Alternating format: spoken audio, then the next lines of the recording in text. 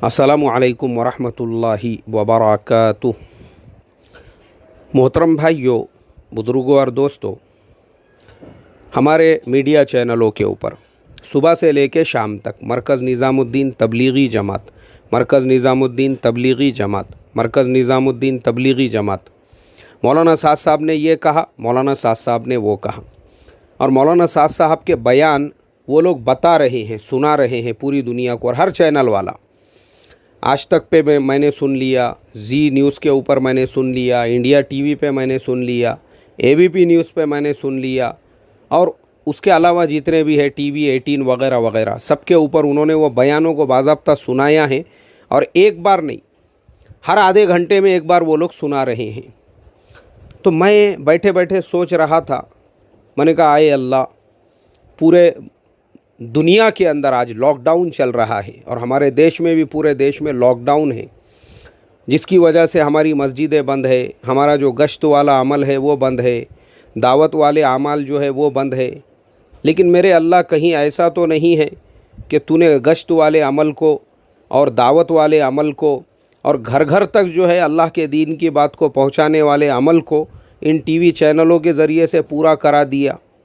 हम तो कभी ज़िंदगी में सोच भी नहीं सकते थे कि इतने घरों तक हम हज़रत जी मौलाना साद साहब का बयान पहुंचाएंगे, जिन घरों तक ये न्यूज़ चैनल वालों ने मुफ्त में बैठे बैठे फ्री में हज़रत जी मौलाना साद साहब के बयान को पहुंचा दिया। अब उसका रिएक्शन क्या हुआ आपको पता है। गूगल के ऊपर और यूट्यूब के ऊपर उनका जो सर्वर है वो डाउन हो गया। इतने लोग वो सिर्फ मौलाना साद कौन है उनके बारे में सर्च करने में लगे हुए हैं, मौलाना साद साहब के बयानात सुनने में लगे हुए हैं। यूट्यूब के ऊपर सबसे ज़्यादा पिछले 3 दिनों में जिनको सर्च किया गया वो थे मौलाना साद साहब। गूगल पे सबसे ज़्यादा जिनको सर्च किया गया वो थे मौलाना साद साहब। मेरे मोहतरम दोस्तों, अब मैं आपको ये निगेटिविटी में से पॉजिटिविटी बताता हूँ, यानी ये सारी मनफी जो ख़बरें चल रही है इसके अंदर का मुस्बत पहलू मैं आपको बताता हूँ। अमेरिका के अंदर आज से 20 साल पहले 9/11 का जो वाक़या पेश आया था, उस वक्त के अंदर जो अमेरिकन मीडिया है, वेस्ट का मीडिया है, यूरोप का जो मीडिया है, उन्होंने टारगेट बनाया था इस्लाम को, Islamic terrorism, Islamic terrorism, Islamic terrorism. और इस्लामिक टेररिज़म के नाम से पूरे अमेरिका के अंदर, पूरे यूरोप के अंदर उन्होंने क्या किया, एक ऐसी हवा चलाई, मतलब उन्होंने पूरी तरह से 9/11 का जो हादसा था उसको इस्लाम के साथ में जोड़ दिया। हालांकि वो मीडिया अगर वहाँ का चाहता तो वो जोड़ सकता था किसी एक मूवमेंट के साथ में, किसी एक तंजीम के साथ में, कि भाई इन लोगों ने ये काम किया है, जो गलत काम है इन लोगों को उसकी पनिशमेंट और सज़ा मिलना चाहिए। लेकिन उन्होंने वो लोग जो उससे जुड़े हुए थे, उनके पूरे धर्म को, उनके पूरे मज़हब को, पूरी दुनिया के अंदर जितने मुसलमान हैं उनको सबको उसकी जद में लिया, इस्लामिक टेररिज़म। अब इस्लामिक टेररिज़म के नाम पे वहाँ के टीवी चैनलों पे 1-1 घंटा डिबेट चल रहा है पूरे यूरोप के मुल्कों के अंदर। उसका फ़ायदा ये हुआ, उनको लगा कि हम इस्लाम की निगेटिविटी बता रहे हैं, लेकिन उसमें से पॉजिटिविटी ये निकली कि वहाँ के लाखों करोड़ों लोग, चाहे वो अमेरिका हो या यूरोप हो, जिनको ये मालूम ही नहीं था इस्लाम क्या होता है। क्योंकि मैं आपको लाइफ स्टाइल बता देता हूँ, आपको लाइफ स्टाइल बता देता हूँ, यूरोप का कैसा है, अमेरिका का कैसा है।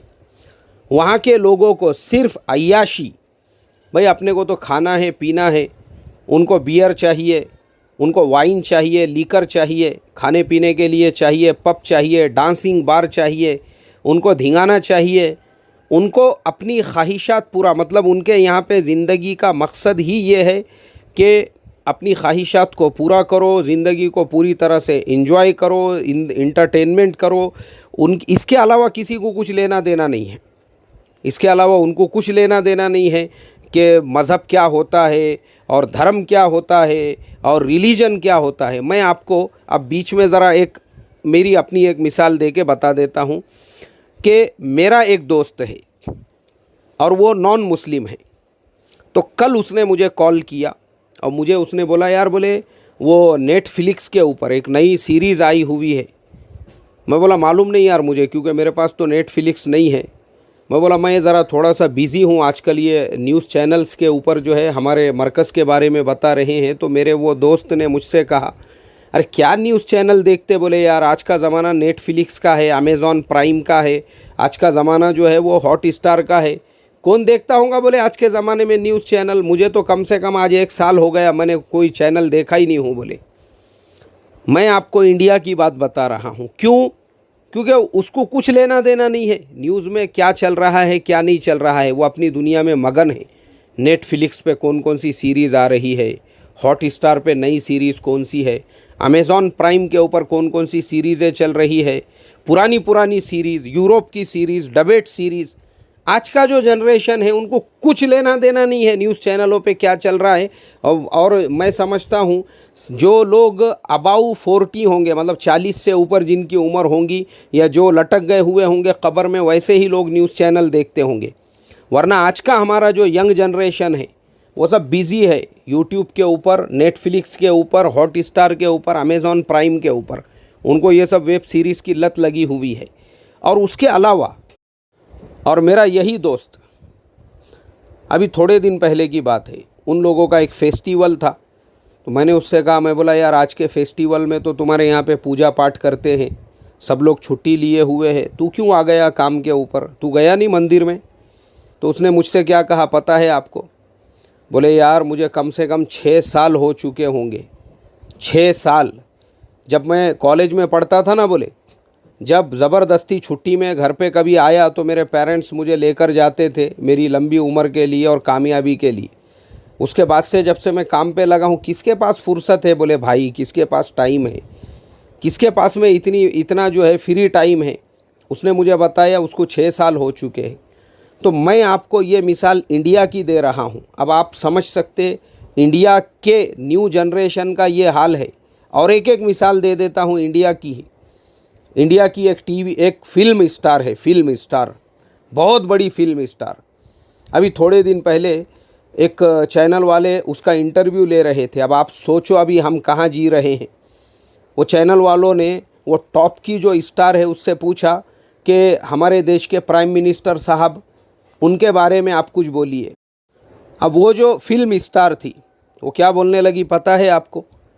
बोले हमारे देश की जो प्राइम मिनिस्टर है सोनिया गांधी जी। तो न्यूज़ चैनल वाले ने कहा प्राइम मिनिस्टर सोनिया गांधी जी?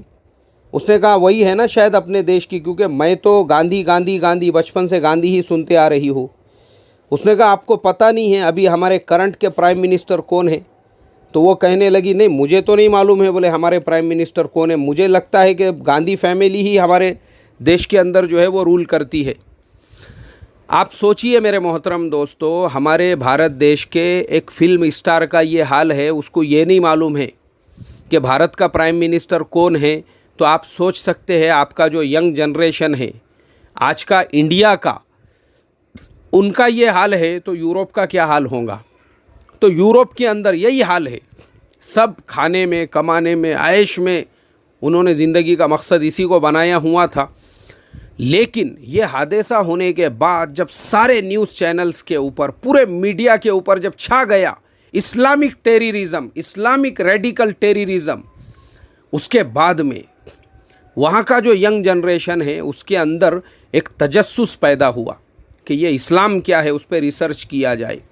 लोग जब इस्लाम पे रिसर्च करने लगे, फिर कुरान पे रिसर्च करने लगे, होते होते होते होते मेरे मोहतरम दोस्तों, ये 20 साल के अंदर पूरे यूरोप के अंदर और पूरे अमेरिका के अंदर मुसलमानों का जो परसेंटेज है वो डबल से ज़्यादा हो गया। क्यों? क्योंकि नए नए लोग ईमान में दाखिल होने लगे, नए नए लोग इस्लाम में दाखिल होने लगे। कुरान की स्टडी करके, इस्लाम की स्टडी करके, इस्लाम पे रिसर्च करके, जब उन्होंने रिसर्च किया, स्टडी की, समझ में आया कि भाई इस्लाम का और टेररिज्म का दूर दूर तक कोई ताल्लुक़ नहीं है। क्योंकि जो टेररिस्ट है उनका अपना कोई रिलीजन और धर्म ही नहीं है, क्योंकि इस्लाम तो अमन वाला मज़हब है। उसका फ़ायदा ये हुआ पूरे यूरोप के अंदर मुसलमानों का परसेंटेज डबल हो गया, नए नए लोग ईमान में, इस्लाम में दाखिल होने लगे। अमेरिका के अंदर नए नए लोग ईमान में, इस्लाम में दाखिल होने लगे। तो सेम टू सेम आज हमारे भारत देश के अंदर भी जिन लोगों को कभी तबलीगी जमात पता नहीं थी, मैं शुक्रिया अदा करता हूं हमारे मीडिया चैनल वालों का। उन्होंने भारत के घर घर के अंदर आज उन्होंने तबलीगी जमात को पहुंचा दिया और मौलाना साद साहब का बयान भारत के हर देशवासी को सुना दिया। आप लोगों का बहुत बहुत शुक्रिया। Thank you so much, thank you very much. बड़ी खुशी हुई। I am feeling very gladful after seeing the all channels are publishing the speeches of Maulana Saad Sahab on them channels। बड़ी खुशी की बात है, बहुत अच्छा किया आप लोगों ने, हर चैनल के ऊपर उनका बयान सुना दिया। अब मैं आपको और एक एक चीज़ बताता हूँ। कल मेरा इंटरव्यू हुआ, एक चैनल वालों ने मेरा इंटरव्यू लिए। उस चैनल वालों को मैंने बताया, उनका कैमरामैन था, उसके पीछे और 2-4 लोग बैठे हुए थे। तो उन्होंने मेरे से कहा, बोले तबलीगी जमात इस्लाम का प्रचार करती है और हिंदुओं को मुसलमान बनाती है। मैंने कहा देखो ऐसा नहीं है, यह आपकी गलत फहमी है। तबलीगी जमात क्या करती है, मुसलमान को ही मुसलमान बनाती है। क्योंकि आज के ज़माने के जो मुसलमान हैं इनको अपने ख़ुद के धर्म के बारे में नहीं मालूम। मैंने कहा मैं आपको उसका एक एग्ज़ाम्पल देता हूँ। जैसे मैंने कहा कि मैंने अभी जुम्मा के दिन सुबह सुबह पूरे भारत के अंदर एक मैसेज पहुंचाया कि भाई जुम्मा की जो नमाज़ है वो अपने टेरिस पे मत पढ़ो, अपने पार्किंग में मत पढ़ो, अपने किसी का बड़ा घर है उसके अंदर भी मत पढ़ो, बल्कि जुम्मे की नमाज़ की बजाय हर आदमी अपने अपने घर के अंदर अपनी पर्सनल नमाज़ पढ़े। ज़ोहर की नमाज़ जो जैसा रोज़ाना नॉर्मली पढ़ते हैं वही पढ़ी जाएंगी, जुम्मे की नमाज़ पढ़ने की ज़रूरत नहीं है।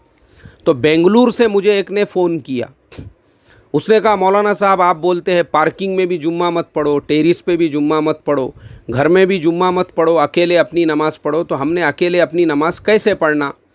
मैंने कहा भाई जैसे रोज़ पढ़ते हैं वैसे पढ़ना। तो बेंगलुरु वाले ने मेरे से कहा, बोले मेरी उम्र तकरीबन 60 साल होने को आई है, लेकिन मुझे तो नमाज़ पढ़ना आती नहीं। तो मैं जुम्मे की नमाज़ को इसीलिए लोगों के साथ पढ़ता हूँ क्योंकि लोग जैसा करते हैं मैं बाजू वालों को देख के वैसा ही करता हूँ, क्योंकि मेरे को अकेले को नमाज़ पढ़ना नहीं आती है। तो मैंने वो चैनल वालों को कहा, मैंने कहा देखो ये हाल है आज के मुसलमानों का। सोचो अब आप, ख़ुद मुसलमान को ये नहीं मालूम है कि जो नमाज उसके ऊपर 5 वक्त की फ़र्ज़ है उसको कैसे पढ़ना चाहिए। तो वो मुसलमान मेरे से सवाल कर रहा है, मुझे तो नमाज ही नहीं आती है। अब मैं बोला आप सोचो। तो तबलीगी जमात यही करती है कि ऐसे जो मुसलमान हैं उन लोगों को नमाज सिखाती है, उनको ये बताती है कि भाई हमको अल्लाह ने पैदा किया तो हम अपने पैदा करने वाले को पहचाने। और तबलीगी जमात की वजह से मुसलमान समाज के अंदर जो गुनहगारी का परसेंटेज है वो ख़त्म हो चुका है। मैंने कहा जो कैमरामैन थे उनकी तरफ इशारा करके, आप बुज़ुर्ग लग रहे हो, आप मुझे बताओ एक ज़माने में कितनी गुनहगारी हुआ करती थी। दादागिरी, भाईगिरी, गांजे वाले, सट्टे वाले, शराब वाले, जुए वाले, दादागिरी, भाईगिरी, मटके के अड्डे ये मुस्लिम महलों के अंदर, गलियों के अंदर, एरियो के अंदर आम हुआ करते थे। यही तबलीग वालों ने वैसे लोगों पे मेहनत कर कर के उनको बताया ये अपना काम नहीं है, हमने एक अच्छा इंसान बनना चाहिए। तो आज वही मुस्लिम समाजों के महलों में अगर आप जाओगे तो आपको वहाँ पे कोई भी बुराई का अड्डा नहीं मिलेगा। आज पूरे मुस्लिम समाज के अंदर एक एजुकेशन लेवल उसकी वजह से बढ़ गया है। मुसलमान समाज के अंदर अपने बच्चों को डॉक्टर बनाने का, इंजीनियर बनाने का, पढ़ाने लिखाने का एक सोच बदल गई है। आज मुस्लिम समाज के हर महल्ले में अच्छे अच्छे स्कूल कायम हो रहे हैं, इंग्लिश स्कूल खुल रहे हैं। और ये जो मदरसे हैं ये भी आजकल जो है ये भी स्कूल ही होते हैं एक टाइप के। ऐसे लाखों मदरसे बन गए जिसमें मुस्लिम समाज के बच्चे पढ़ रहे हैं। मतलब जो मुस्लिम समाज के बच्चे पहले बर्बाद होते थे, ये तबलीग की वजह से वो लोग सुधर गए। फिर उन्होंने ऐसे एजुकेशन बड़े बड़े वो बना दिए जिसकी वजह से आज मुस्लिम समाज का जो जनरेशन है वो एजुकेटेड बन रहा है। मुझे आप बताओ मुस्लिम तबलीगी जमात ने अच्छा काम किया या नहीं किया? फिर मैंने उनको एक मिसाल देकर बताया। मैंने कहा देखो तबलीगी जमात की वजह से समाज में कितना सुधार आया। बॉम्बे के अंदर एक साहब, उन्होंने मुझे एक रेस्टोरेंट में नाश्ता करने के लिए लेकर गए, एकदम 5 स्टार रेस्टोरेंट्स। वहाँ पे हम लोग बैठे तो उन्होंने खाने में ये बहुत सारी चीज़ों का ऑर्डर दिए। कम से कम उसका जो बिल है वो 2000 रुपये के नज़दीक होता था। तो मैंने उनसे कहा, मैंने कहा भाई साहब इतना सब खर्च करने की क्या ज़रूरत थी भाई? ये फजूल खर्ची है, मैंने कहा उनसे। तो वो साहब मुझे कहने लगे, बोले मौलाना साहब ये फजूल खर्ची नहीं है, बल्कि ये तो आपकी मोहब्बत है, आपका इकराम है, इसके लिए मैं कर रहा हूँ। बोले मैं आपको बताऊँ फजूल खर्ची किसे कहते हैं? बोले मौलाना आज मैं दीनदार हूँ, तो दीनदारों मतलब दीनदार के मीनिंग्स होते हैं मैं अच्छा आदमी बन गया हूँ, इसलिए अच्छे कामों में ये पैसा लगा रहा हूँ, वरना सुधरने से पहले मैं सट्टे के अंदर रोज़ाना रात में 2-2 लाख रुपये जुए खेला करता था। वो जुआ छोड़ के अब मैं अच्छा आदमी बना, तो 2000 रुपये अगर आप पे खर्च कर रहा हूँ ये बड़ी बात नहीं है। तो तबलीगी जमात ऐसे सुधार पैदा करती है, और मैं समझता हूँ मीडिया ने जिस तरीके से घर घर में तबलीग को पहुँचाया, इसका पॉजिटिव रिज़ल्ट ज़रूर आएगा। Thank you media. अस्सलामु अलैकुम वरहमतुल्लाहि वबरकातुहू।